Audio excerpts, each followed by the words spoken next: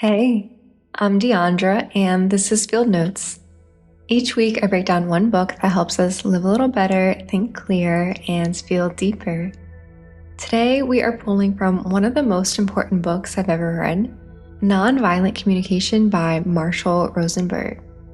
This book, it rewired the way that I speak, how I listen, and the way that I meet conflict with others, but even more importantly, with myself.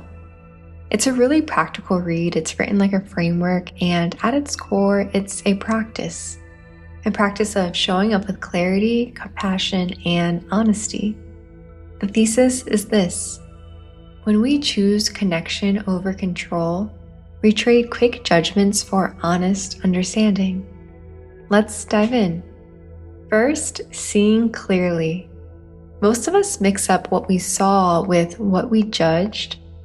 Saying, "You never listened to me," that's a judgment. While saying, "You looked at your phone while I was speaking," that's what you actually saw.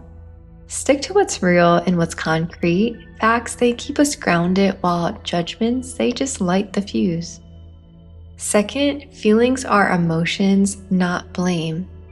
I feel ignored. It sounds like a feeling, but it's actually an interpretation. It is pointing a finger.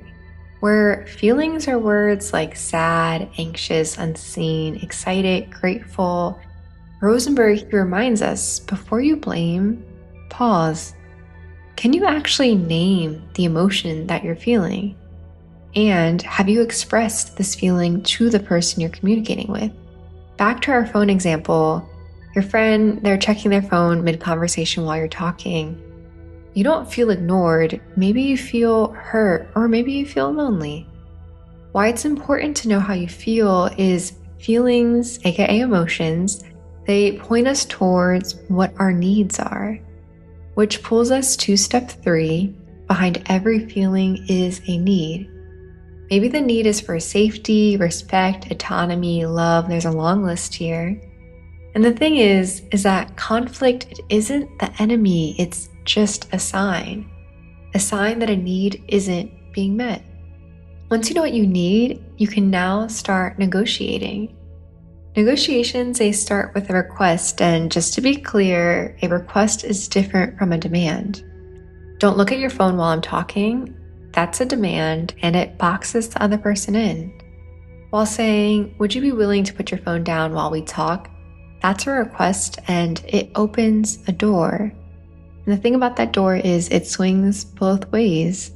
Your friend, they might respond saying, "I want to be present, but look, work's on my mind.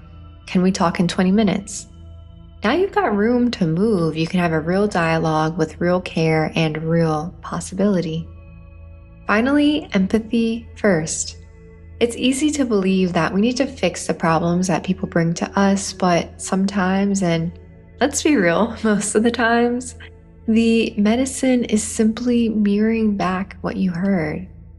Making someone feel understood and seen is one of the kindest gifts in the world. The takeaway: nonviolent communication, it isn't about having the perfect words, it's about posture.